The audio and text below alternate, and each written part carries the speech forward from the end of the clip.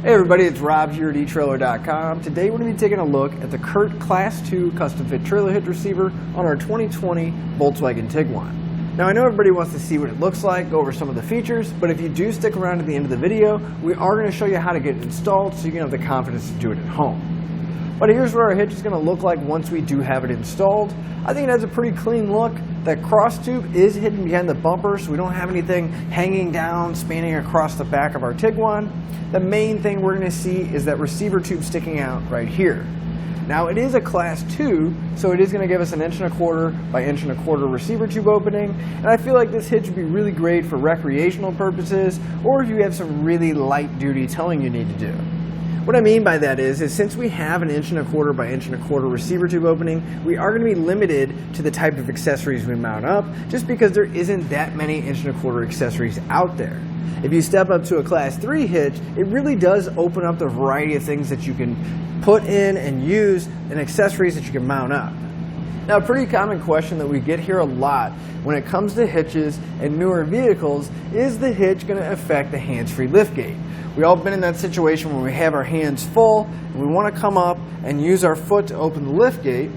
Now I will let you know our Tiguan right now does not have the hands-free liftgate, so I can't show you it working, but I will let you know that we can still use the hands-free liftgate. We're just going to need to move our foot to either side of the receiver tube because it's not going to be able to pick anything up with the receiver tube blocking it. So it's still fully functional, you just need to move to the side of the receiver tube and it'll still work.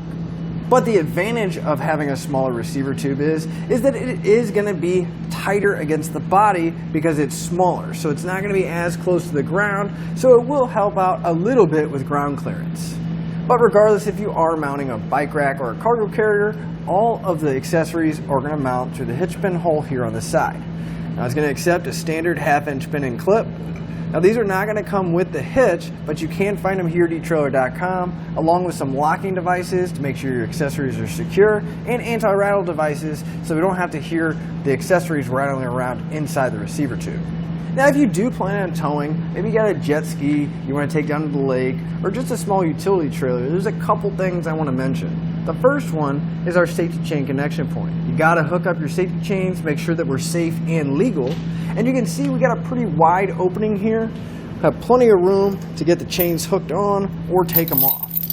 You have what I consider most normal size hooks. You can see there is plenty of room to hook them on. And even if you have those large oversized hooks, there's still more than enough room to get them hooked on and take them off, and we shouldn't have to worry about the bottom of our Tiguan or even the pin and clip interfering because that hitch pin hole is just slightly off center, which definitely helps with clearance. The other thing I want to mention when it comes to towing is that there is a specific drawbar or ball mount that is made for our hitch. Now again, those are going to be sold separately, but you can find them here at etrailer.com. And that's going to bring us to weight capacity. Obviously, whether you're towing or you're hauling something with your hitch, you want to make sure that it's going to be able to handle the load that we put on it. So our hitch is going to have a 350-pound tongue weight. That's going to be the maximum downward force at the end of the receiver tube. Put that in perspective, we're going to be able to carry a good amount of bikes with this, maybe 3, maybe 4 bikes. And if you put a cargo carrier in here, we'll be able to get a decent amount of gear back there. But at the same time, our hitch is also going to have a 3,500-pound gross trailer weight rating. That's how much the hitch can pull, but that does include the trailer and the load we have on it. So with those numbers in mind, I do recommend you double check your Tiguan's owner's manual because we don't want to exceed the manufacturer's rating. I'd like to give you a few measurements, and these are going to help you whenever you're looking for accessories for your new hitch, like a bike rack or a cargo carrier. From the center of the hitch pin hole to the outermost edge of the bumper, it's going to be right about 5.5 inches. That measurement is going to help you when you're looking at folding accessories to make sure you have enough room to put them in the upright stored position and not make contact with the rear bumper. From the ground to the inside top edge of the receiver tube opening is going to be right about 12.25 inches. Now at that height, I definitely recommend a bike rack or a cargo carrier with a raised shank to get a little bit better ground clearance out of it. But now that we've seen what our hitch looks like and gone over some of the features, let's bring it in the shop and we can go through the installation process together. To begin our installation, we want to come to the back of our Tiguan, and we're actually going to come underneath the back bumper. Now we need to lower the exhaust so we have a little bit more room to work with, but you want to make sure that the exhaust is supported before you drop it down so we don't cause any damage. Now you can use a jack stand, putting it underneath, or in my case, I'm going to be using a strap and just hooking it to a secure spot on the frame somewhere. You just want to go across the exhaust, make sure that it is going to support it. I'm going to go ahead and tighten up the strap so once I do lower it down, it won't come down too far.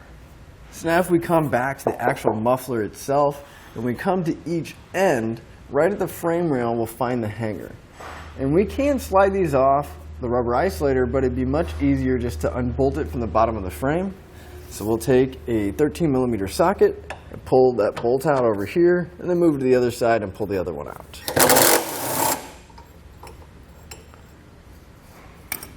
And with the exhaust down, we can loosen up the strap, and that'll give us plenty of room to get everything in place. So now if we come to the outside of the frame, over here we're on the driver's side, but it's going to be exactly the same on the passenger side. We should have 2 bolts going into the frame. We need to pull those out, so grab ourselves a 16mm socket, and loosen those up and pull them out.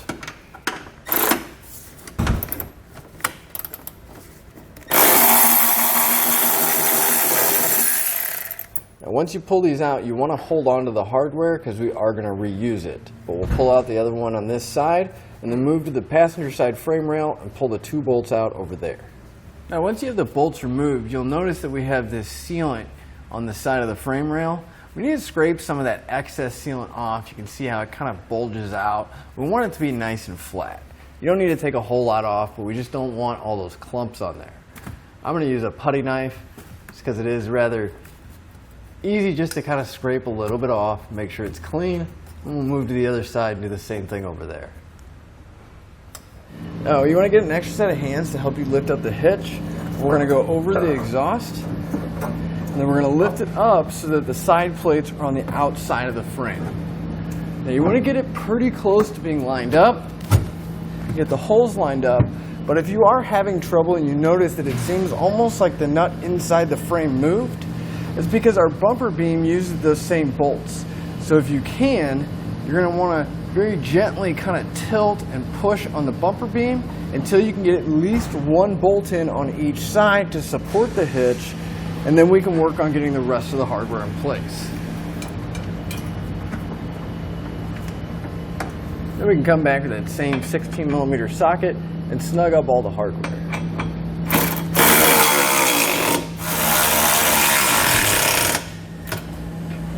Now you want to make sure you come back with the torque wrench. We're going to torque all of our hardware down to the specified amount in the instructions. Now you do want to make sure you go back and repeat that for all your remaining hardware. We can go ahead and lift our exhaust back up. Just going to tighten that strap up a bit. And we can take that hardware and re-secure the hanger back into the frame.